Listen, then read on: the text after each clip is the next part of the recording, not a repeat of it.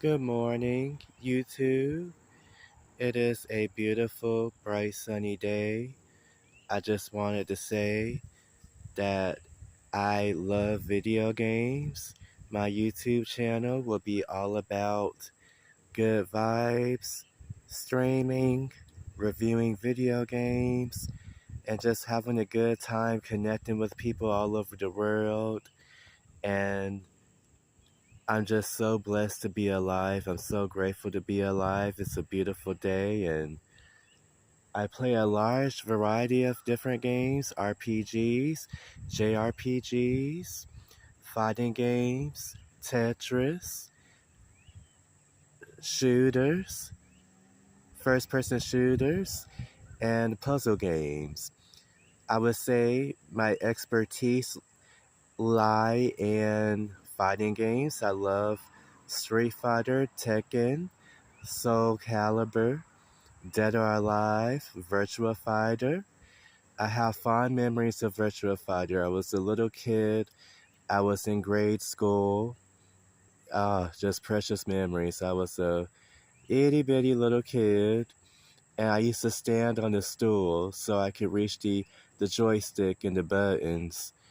And I remember the X-Men was on fire in the early 90s.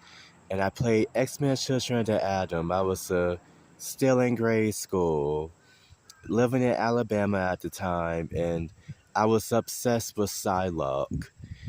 I didn't know who she was at the time because on the cartoon, the animated series, I believe she was not on the show yet. She probably had a cameo.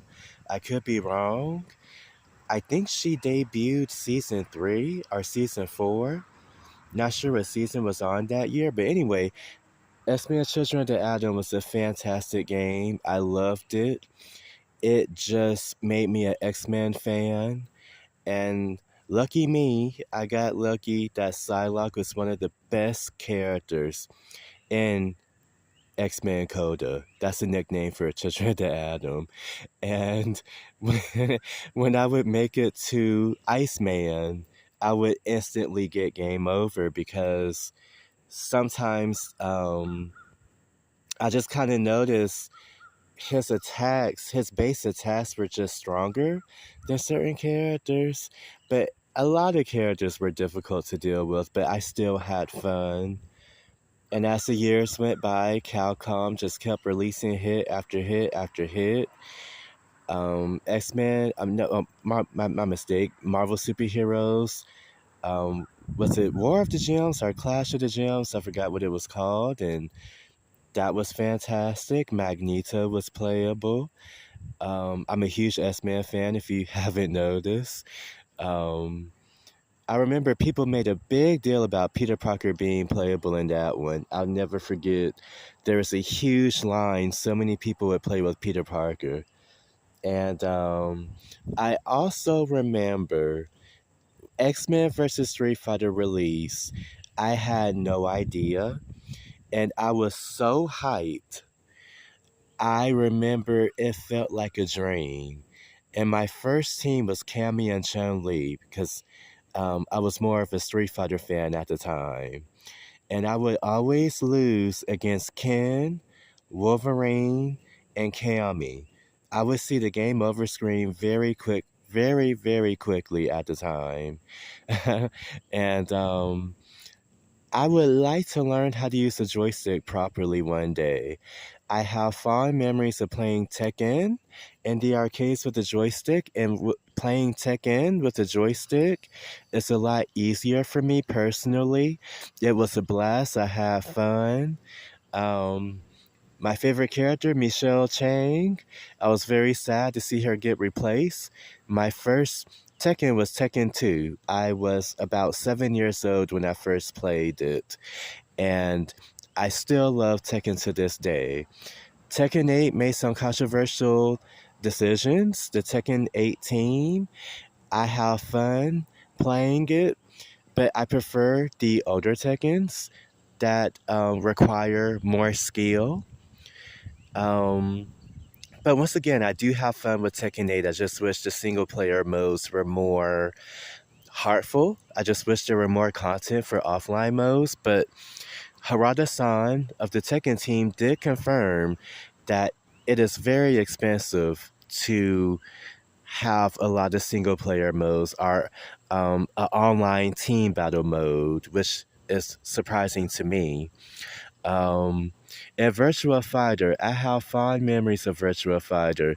I'm so glad Virtua Fighter 6 is happening because I took part in the surveys and I always kept putting in the surveys, please make a Virtua Fighter 6 for years, and it paid off.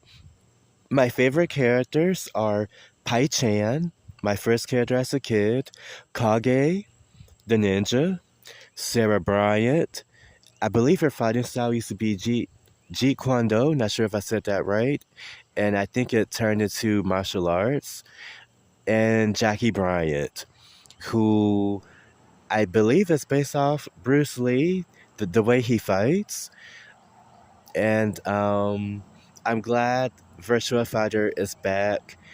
It's going to do very well. Very passionate developers. For Dead or Alive, I really think Tomonobu Itagaki-san needs to return, but it was announced by Tecmo that Itagaki-san was fired long ago. It's really sad because when Itagaki-san was there, Dead or Alive was taken very seriously. There were actual villains. There was a boss. There were character endings. I'm laughing, but DOA 5 and DOA 6 just severely lacked feeling serious. There were no final boss. Only the story mode had a Kasumi clone as a final boss. It was very.